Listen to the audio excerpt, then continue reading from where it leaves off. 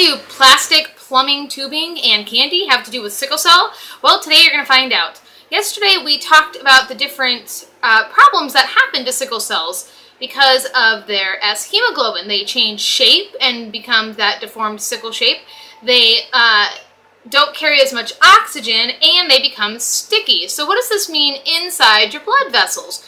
Well, we're going to talk about that today. Your blood vessels come in various different shapes and sizes, and between those vessels are transitions. So your blood cells have to go around corners, go from larger blood vessels down to smaller blood vessels, and during those transitions is where a lot of that blockage comes from, because those sickle cells just aren't as squishy and flexible as the red cells, and so they aren't able to maneuver as easily. So Sophia is going to show you the two different types of cells we're working with. First, here you go. Let's get a little closer. Good. This is our squishy red blood cell. Sophia, is it pretty slippery?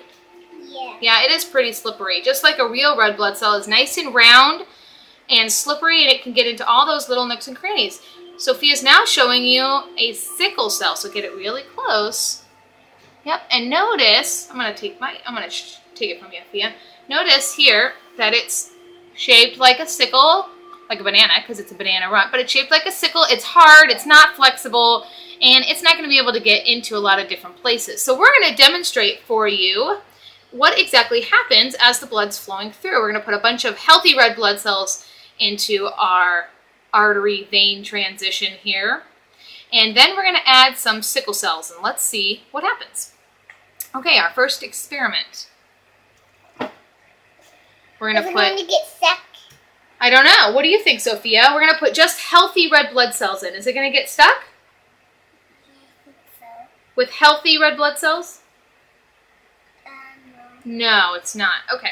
Only the bananas. Okay, let's put it in. Let's grab a handful and put it in. Let's see what happens. Go ahead. All right, see, they're flowing through nice and easy. No blockage whatsoever. See, it flows all the way out, just like in your body. Okay, now let's add a little bit of sickle cells and see what happens. I'm going to add some of my sickle cells. Now, while Sophia is mixing those all up, mix those up, Fia. Mix them up in here in the bowl. It's important to know that in your body, not all of your blood cells, of your red blood cells, are sickle cells if you have sickle cell. A high percentage of them are, but they are mixed in with some healthy red blood cells as well. So in our experiment, we're not going to do just sickled cells and just healthy red blood cells. There's actually a combination here that happens. So depending on what type of sickle cell disease you have, and depending on if you're in what they call a pain episode or pain crisis, your sickling increases. Other things that can increase it are dehydration, heat, being too cold. Lots of different things can increase the sickling in your body, and sometimes it increases for no reason at all. That's one of the most difficult parts of sickle cell disease, is that you don't always know when the sickling is going to occur. So now we're going to put in our red blood cell, healthy red blood cells mixed with our sickle cells. So here we go. Me? Yep, put it on in there. Okay, wait. Add some more right there. All right, here we go. Let's see what happens. Let's see if it's stuck.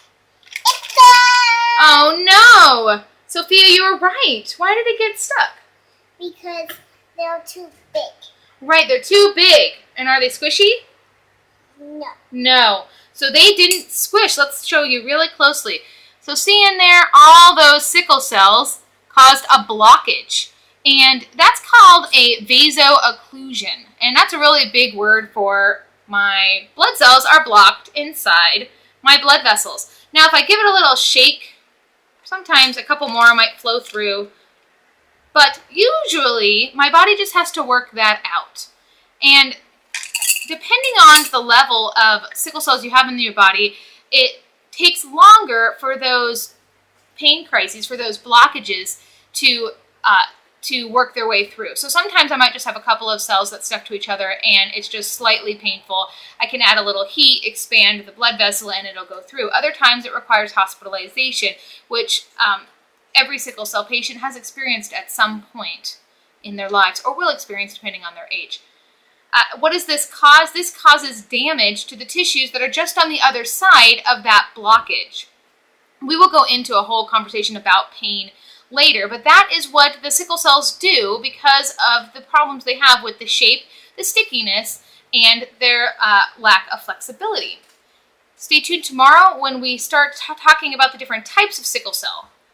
Check us out on the web at hopeforscd.org and sign up for our newsletter. Post any comments below, and remember, June 19th is World Sickle Cell Day. Thanks. Have a great day.